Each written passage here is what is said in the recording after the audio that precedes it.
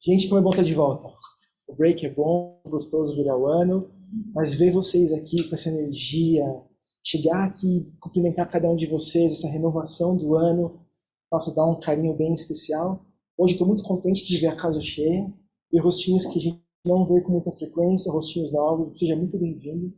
Para quem não me conhece, meu nome é Victor, vou falar um pouquinho com vocês sobre o Cristo Consolador. Dá um gole. Oh, desculpa aqui.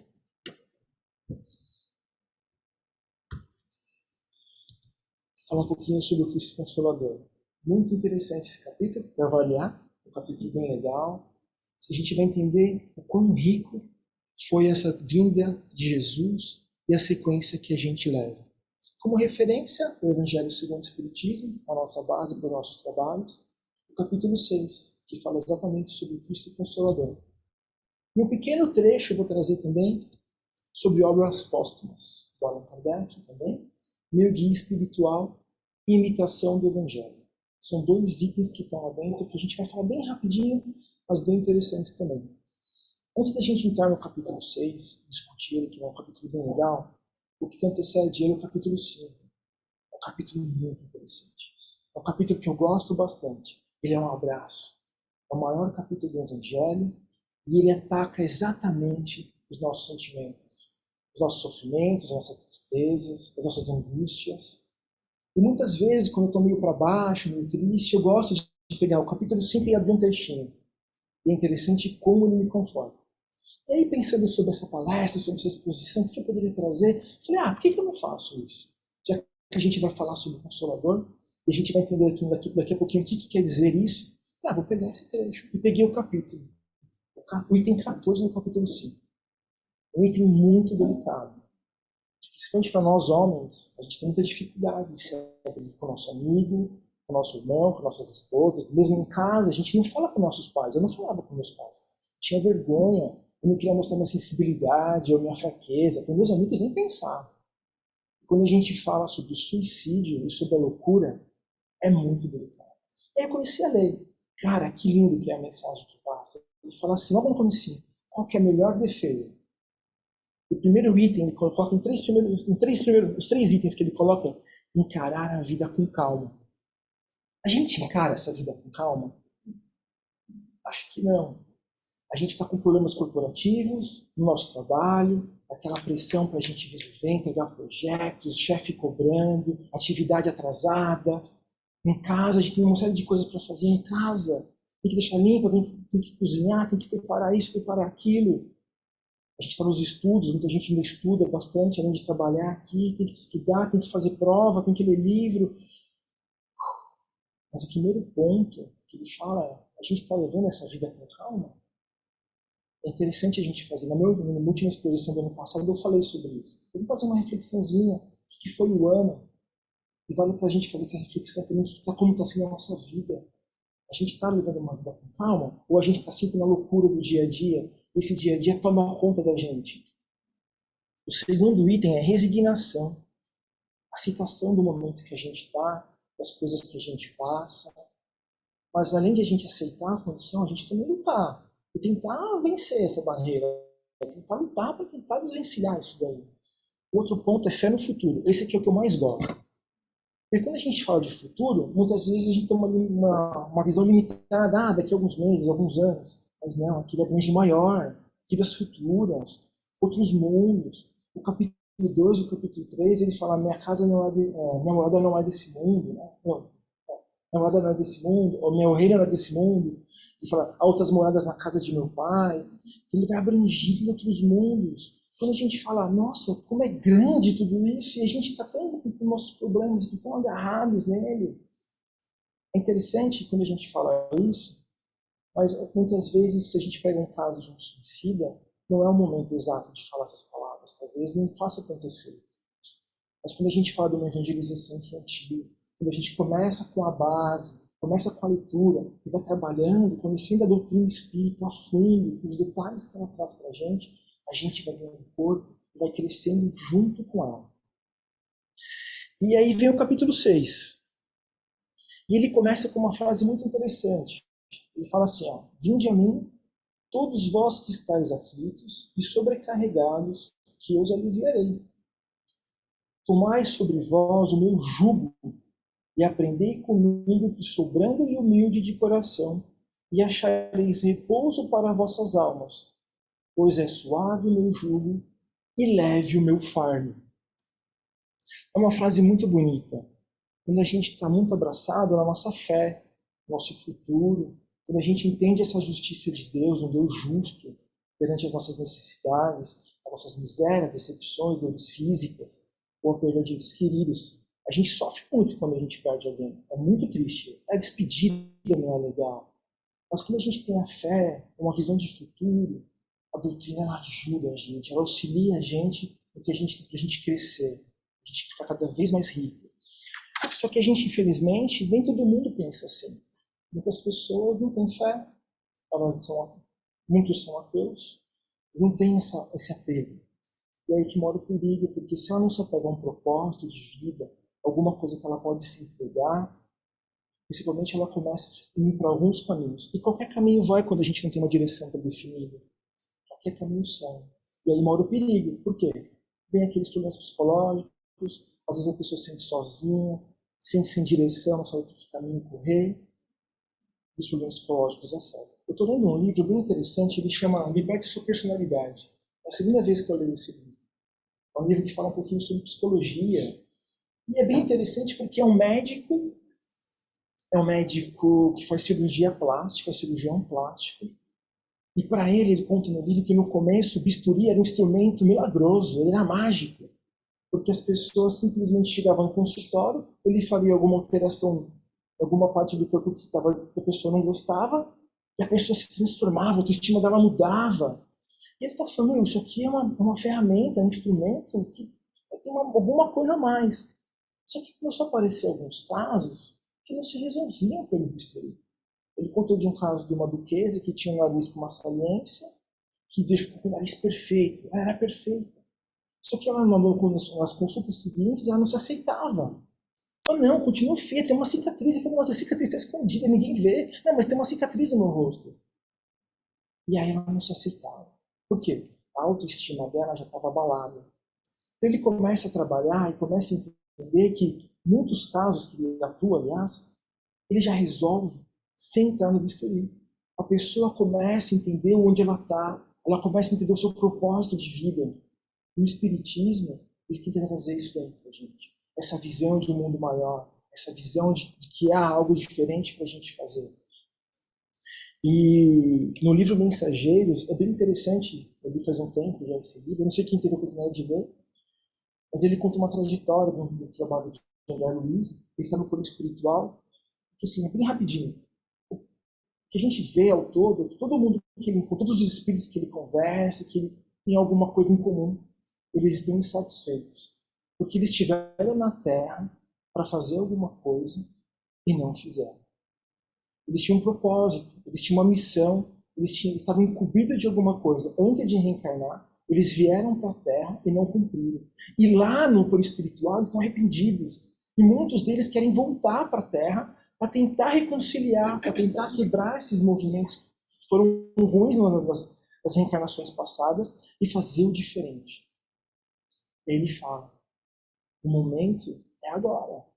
A gente está nesse momento, a gente está na planeta Terra, vivendo um mundo de provas e expiações, para a gente resgatar as nossas desavenças, nossos confrontos que nós tivemos, o que seja. Esse é o momento. Agora é o momento da gente quebrar essa barreira. E por isso que Jesus fala, vinde a mim todos que estáis aflitos, sobrecarregados, que eu os aliviarei. Mas ele coloca uma condição. Não é simplesmente chegar lá para ele. Ele vai lhe ajudar, ele vai dar suporte. Mas ele pede duas coisas. Primeiro é seguir a lei de amor. Amar o próximo como a si mesmo, a Deus acima de tudo, e também a lei de caridade. Que a gente possa retribuir tudo o que a gente tem, que a gente possa fazer a diferença. É um mundo lindo que a gente vive, mas também é muito necessário a gente ajudar, é muito precisa da gente. Então a caridade faz uma grande diferença. É por isso que ele pede somente duas coisas. Que a gente cumprir. Se a gente não cumprir, a gente vai de novo voltar para cá, trabalhar isso daí para conseguir seguir em frente. E aí vem o Cristo, o Consolador prometido. Aqui é uma mensagem de Jesus Cristo, mas depois o Espírito da Verdade, ele faz um comentário. Jesus falou o seguinte: se me amam, disse Jesus, sigam os meus mandamentos, e eu rogarei a meu Pai para que envie outro Consolador. Olha que interessante isso. Para que fique eternamente com vocês. Será o Espírito da Verdade. Naquela época, ele chama, o meu evangelho, ele deu uma traduzida, mas ele falava muito do Espírito Santo daquela época. Será o Espírito da Verdade, que o mundo não pode receber, porque não vê e não conhece. Mas todos o conhecerão, porque ele estará sempre ao lado dos homens. O Consolador, que é o Espírito da Verdade, que meu Pai enviará em meu nome, ensinará todas as coisas e fará com que você se lembre de tudo o que eu havia falado. Olha que bonito isso. Ele diz que vai vir algo a mais, algo para complementar o que Jesus disse, algo que vai dar continuidade nessas atividades que começou atrás. A gente vai falar um pouquinho, começou com Moisés, Jesus, e vem mais um passo agora. Ele fala assim, ensinará todas as coisas na mensagem dele. Será que ele não falou tudo? Se todas as coisas, será que tem alguma coisa a mais para a gente aprender que a gente não sabia naquela época? Se lembrem de tudo que eu já havia falado. Será que a gente esqueceu? Será que se perdeu no passado? A gente conseguiu trazer tudo que Jesus carregou naquela vida? A gente conseguiu juntar para agora? Não sei. E quem será que está incumbido de cumprir essa tarefa, de dar continuidade ao que Jesus começou lá atrás? O Espiritismo. O Espiritismo, ele vem para trazer a visão que Jesus tinha, ele não vai mudar nada do que foi feito. Ele só quer trazer mais compreensão pelo que foi falado. Então veio com Moisés, Cristo e Espiritismo. São as três revelações que a gente considera. E o Espiritismo ele diz o seguinte: não vim destruir a lei cristã, vim executá-la, vim colocar em prática tudo aquilo que Jesus ensinou, vim dar continuidade àquela mensagem tão linda que foi passada por ele. E vem o Espírito da Verdade.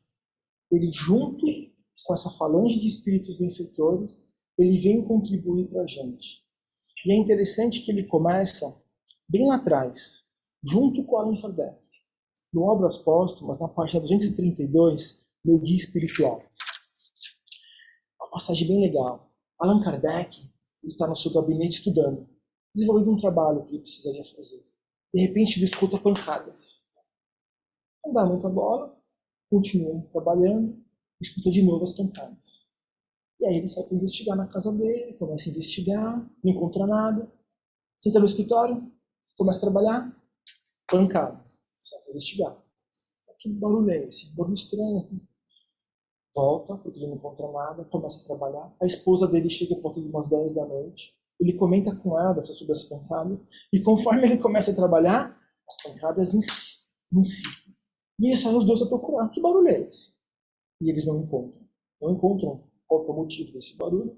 Ele continua trabalhando, as pancadas insistem, até que meia-noite ele cessa o seu trabalho e as pancadas param. E aí no dia seguinte ele se encontra com a família Baldin. Baldin é daquelas irmãs Baldins que ajudaram a desenvolver o livro dos Espíritos. E ele questiona ela. Ele conta esse passado que aconteceu na casa dele e ele começa a fazer algumas perguntas. Ele fala assim, ó, ouvistes, sem dúvida, o relato que acabo de fazer? Podereis dizer-me qual a causa daquelas pancadas que se fizeram vir com tanta persistência? É o teu espírito familiar. O espírito familiar naquela época era para qualquer espírito que tinha uma comunicação, a gente chamava de espírito familiar. A gente fala, como que enfim ele bater daquele modo? Queria comunicar-se contigo. Podereis me dizer quem é? Podes perguntar-lhes a ele mesmo, pois ele está aqui. E olha que interessante como ele formula a pergunta, né, para perguntar quem é ele. Meu espírito familiar, quem quer que tu sejas, agradeço-te o me teres vindo visitar. Consentirás em me dizer quem és?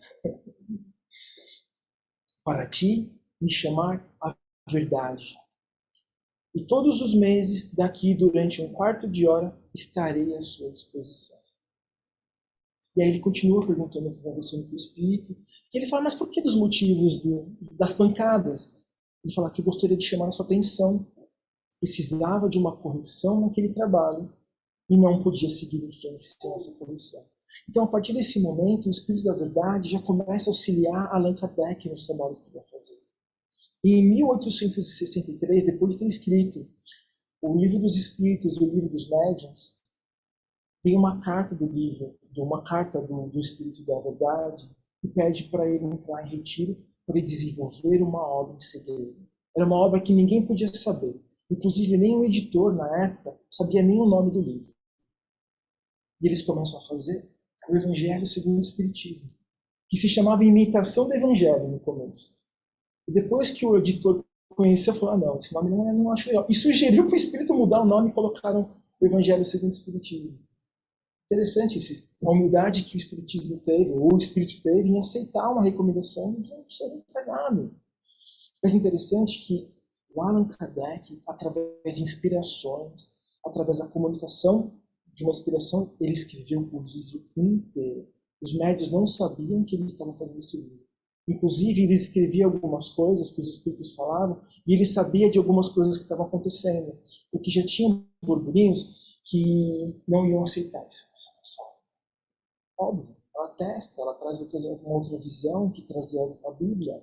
Então, os apóstolos daquela época tinham um certo confronto com relação a isso. Só que ele já veio preparando Jesus naquela época.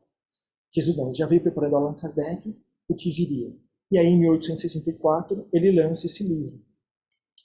Interessante que ele coloca nesse Obras Póstumas a seguinte frase, ele falava assim: todas as circunstâncias foram bem urdidas, bem trabalhadas, tramadas, para me comprovar que os espíritos tomavam parte em meus trabalhos. Então ele pressentia, por mais que ele não via os espíritos, ele não tinha comunicação direta, mas ele pressentia que os espíritos auxiliavam ele para desenvolver esse projeto. E aí ele monta o Pentateuco Kardeciano. São 5 livros. Primeiro vem o Livro dos Espíritos, de 1857, o Livro dos Médiuns, de 1861, o Evangelho segundo o Espiritismo, de 1864, o Céu e o Inferno, de 65, e a Gênese. E aí ele fecha. Ele fecha o Pentateuco Kardeciano, trazendo a visão espírita. O que ela representa para o mundo. O que é isso? O que é essa doutrina que a gente tanto fala? Jesus falava por parábolas, porque naquela época era muito difícil ele concretizar a visão dele. As pessoas tinham dificuldade de entender. Então ele pegava assuntos corriqueiros do cotidiano deles e fazia as parábolas. E, por exemplo, ele falava assim: bem-aventurados os aflitos, pois serão consolados. A galera, por mais que ele montasse uma parábola com relação a essa frase, ficava alguma coisa talvez a concluir. E aí que vem o Espiritismo. Então, não é somente a gente, porque a gente está aflito, que a gente vai ser consolado. Não é só isso. Ele traz uma visão para a gente entender a nossa condição. A nossa condição geralmente são duas aqui na Terra. Ou a gente está na Terra por causa de existências anteriores, para a gente fazer alguma coisa que a gente tem que cumprir, no passado para a gente resgatar alguma coisa, ou na própria destinação na Terra. Pessoas que vêm fazer algum trabalho, que vêm desenvolver alguma coisa. São os principais pontos que a gente vem para cá. E aí o Espiritismo, ele quer abranger isso, ele quer mostrar esse significado.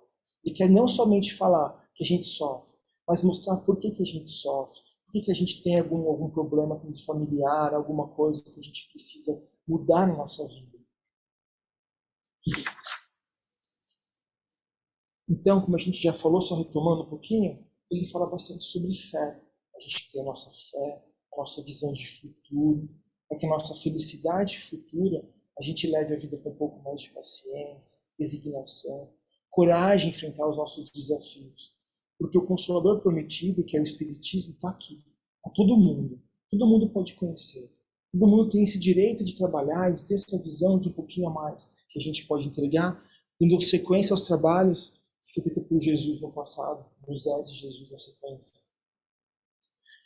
Essa é uma parte que eu gosto bastante, que estava no livro, e fala assim, a instrução dos Espíritos, e foi justamente aqui é a instrução dos Espíritos, aqui é só o comentário dele. Fala assim, ó, meu pai não quer terminar com a raça humana. Interessante. Ele quer que, ajudando-se uns aos outros, mortos e vivos, ou melhor, mortos segundo a carne, pois a morte não existe. Socorram-se mutuamente. E que se ouça clamar não mais as vozes dos profetas e dos apóstolos, mas sim a voz daqueles que já desencarnaram, dizendo: orem e creiam, pois a morte é o renascimento. Olha que lindo. Pois a morte é o renascimento.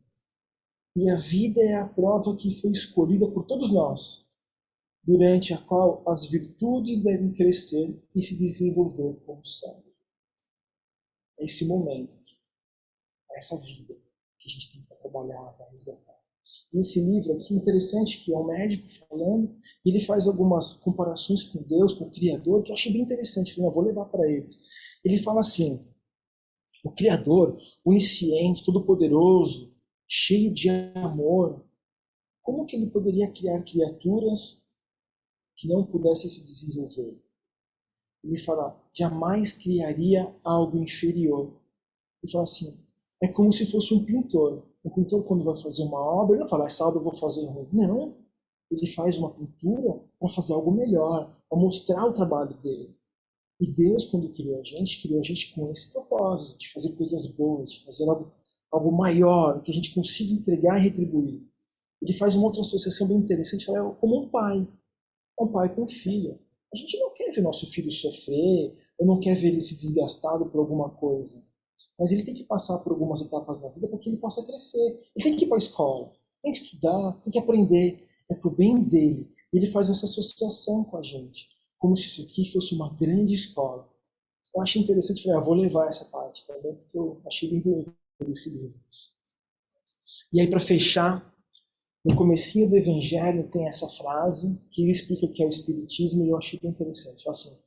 Assim, o Espiritismo chega com a finalidade de preparar a humanidade para as transformações que acontecerão na Terra, visando a sua mudança de um mundo de provas e expiações para um mundo de regeneração.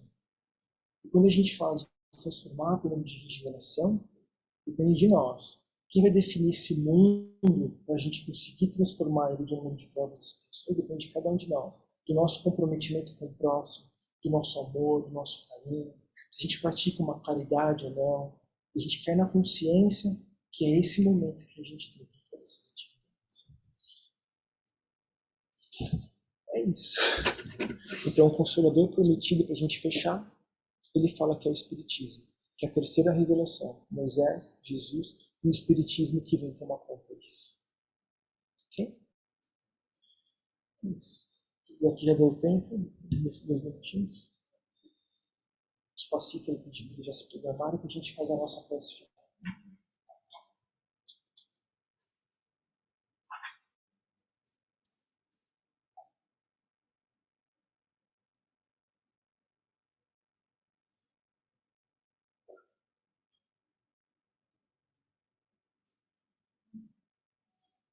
Se sentir à vontade, feche os olhos.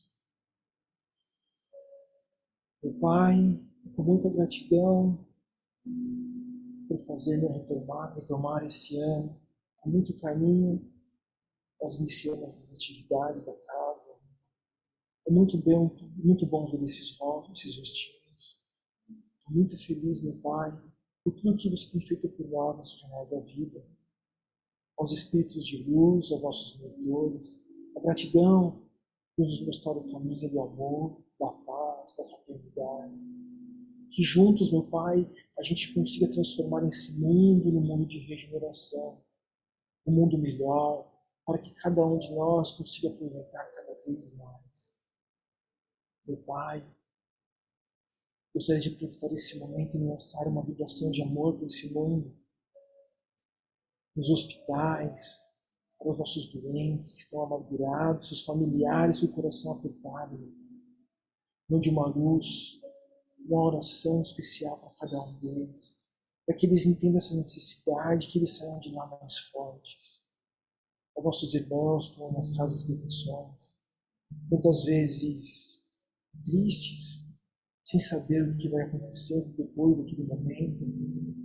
Eles cometeram erros, meu Pai, e merecem o nosso amor, para que eles juntos a gente consiga ser maior, que eles consigam deixar para trás esses pênaltis, essas desavenças que tiveram, que eles possam enriquecer junto conosco, aos nossos políticos, meu Pai, que eles possam tomar as grandes decisões, as decisões pensando nessa humanidade, pensando no povo mais carente, no povo que mais necessita, nunca deixando eles na mão.